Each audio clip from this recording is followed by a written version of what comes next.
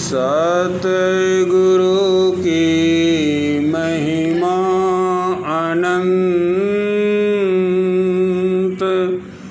अनंत किया उपकार, नेतरे अनंत उघारिया, अनंत दिखावन हार, नेतर अनंत उघारिया, अनंत दिखावन हार।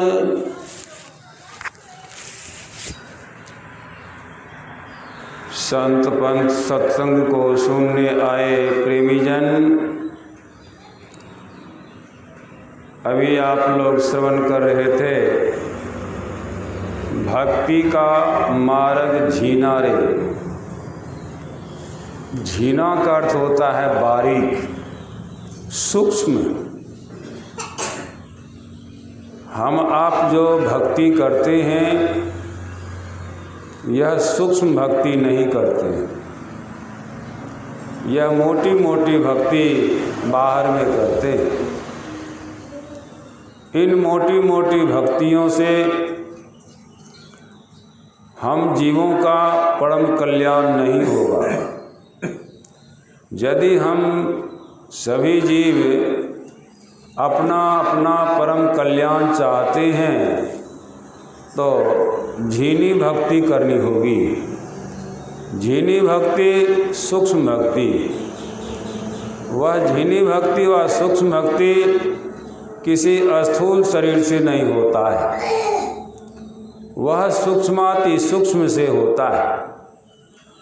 तो स्थूल शरीर तो सभी देखते हैं, सभी जानते हैं, स्थूल शरीर के द्वारा सभी भक्ति करने का कोशिश करते हैं, परंतु यह भक्ति कैसा है?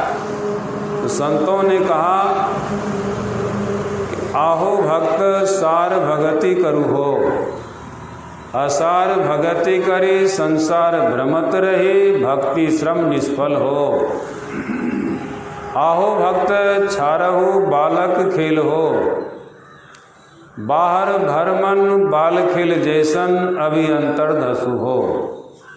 यह अंतर धसु हो जो है सो सूक्ष्म बात है, जिसको संत कबीर साहब कहते हैं नहीं अचाह नहीं चाहना, चरणन लौलीना हो।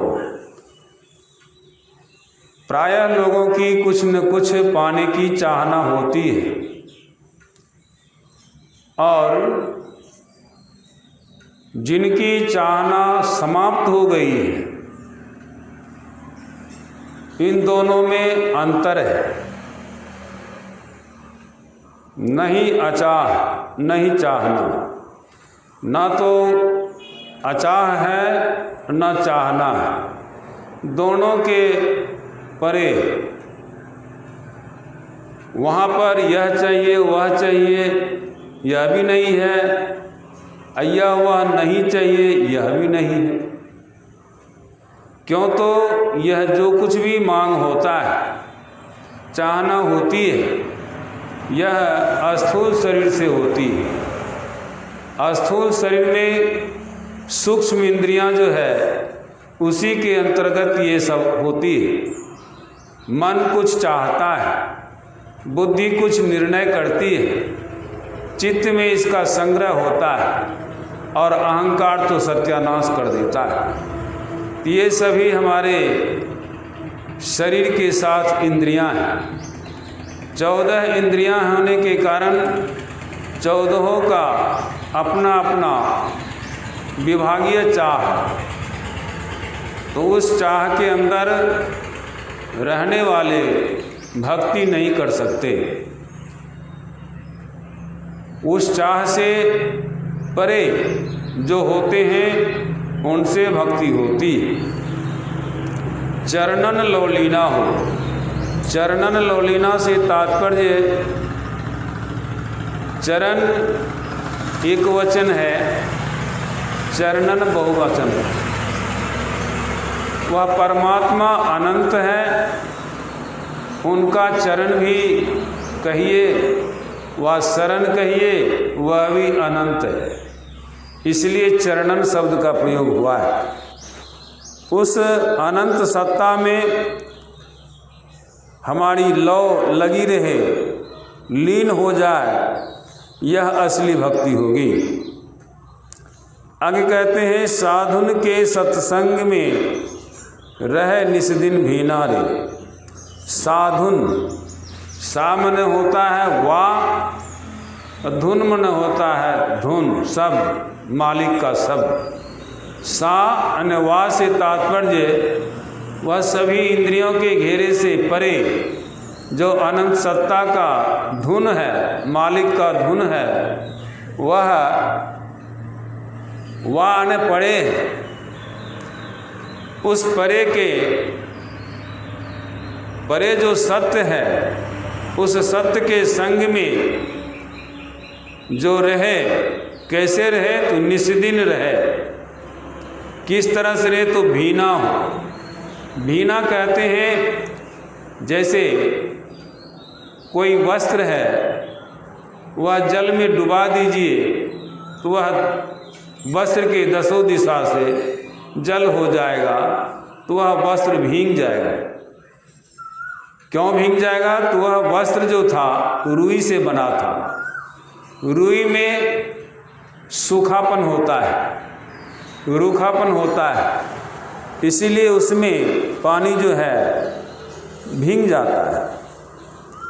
ठीक उसी तरह से यह स्थूल शरीर जो है, इसमें ना तो सूखा है ना यह रूखा है। इसके अंतर जो यह जीव है वह पूरा सूखा हुआ है। यह जीव जब उस अनंत सत्ता शब्द में दिन रात भीगा हुआ रहेगा, तो आगे कहते हैं शब्द में सुरत ऐसे रहे बसे, शब्द में सुरत ऐसे बस जाए, उससे वह भिन्न नहीं हो। तो जैसे जल मीना रे, जल के अंदर मछली रहती है तो वह बड़े सुखी होती है। यदि उसको अलग कर दिया जाए तो बहुत दुखी होती है, दुखी ही नहीं बल्कि वह जल के बिना मर भी जाती है। ठीक उसी तरह से हम जीव, हमारी आपकी सूरत उसमें शब्द रूपी अथाह जल में, अमृत जल में मीन के तरह, मछली के तरह रस जाए, बस जाए। आगे कहते हैं मान मणि को यों तजे। मान मणि जो होता है यह मन के माध्यम से होता है। मन चाहता है कि मेरा कोई मान करे, सम्मान करे, और मान जब यह समाप्त हो जाता तब यह मणि का रूप धारण करता है। मणि का रूप धारण करने से वह भी कुछ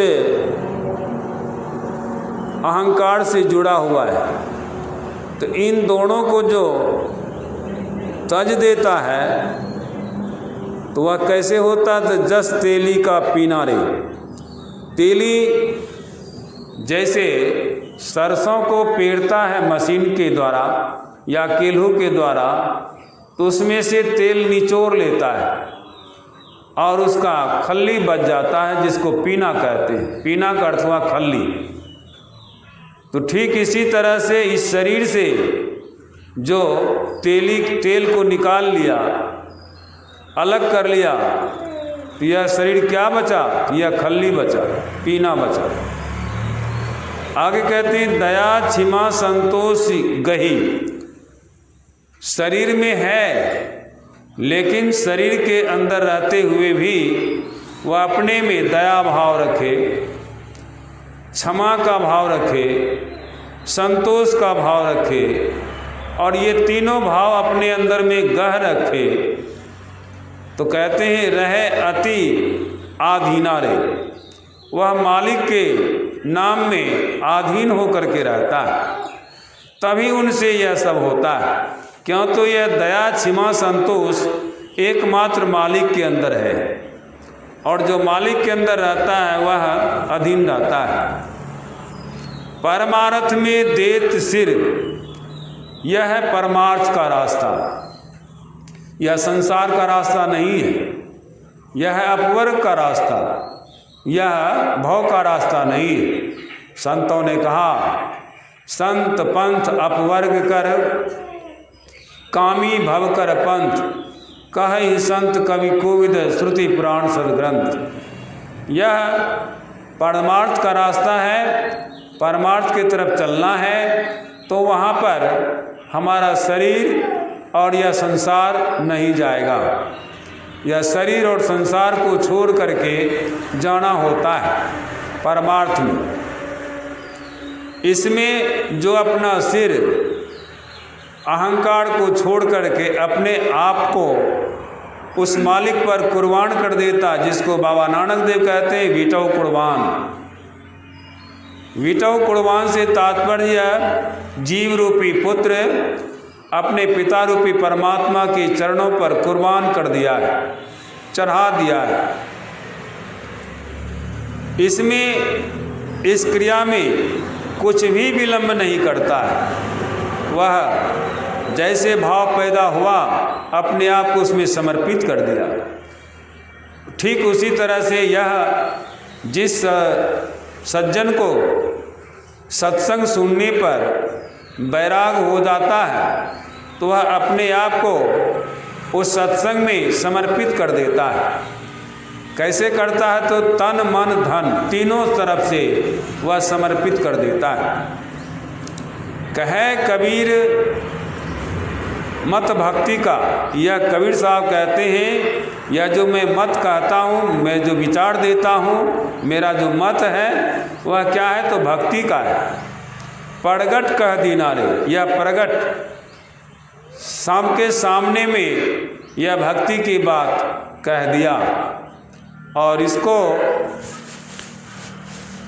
जो आदमी, जो व्यक्ति जानबूझ करके इस परमार्थ में अपना सिर देते हैं, मालिक के रास्ता पर चल देते हैं, संतों के पंथ पर चल देते हैं, तो संतों ने कहा, द्विज देव गुरु हरि संत बिनु संसार पार न पाइए, यही जान तुलसीदास त्रास हरण रमापति गाइए। और एक जगह कहते हैं, जो तेहि पंथ चले मन लाए, तो हरि काहे न होई सहाई। जो इस पंथ पर चल देता है, तब प्रभु परमात्मा उसका सहारा दे देता है कि आ जाओ मेरे प्यारे भक्तों, मैं तुम्हारे इंतज़ार में हूँ, मेरे तुम्हें ही, मुझे तुम्हें ही, तुम ही चाहना था, तुम ही मेरे पास आ जाओ। और भक्त की भी ऐसी चाहना होती है, तो दोनों एक दूसरे से मिलकर एक मेक हो जाते हैं, तब उनमें द्वैत और द्वंद्व नहीं रहता है। इस तरह से वह मिल जाता है और वह महासुखी में सुखी हो जाता है।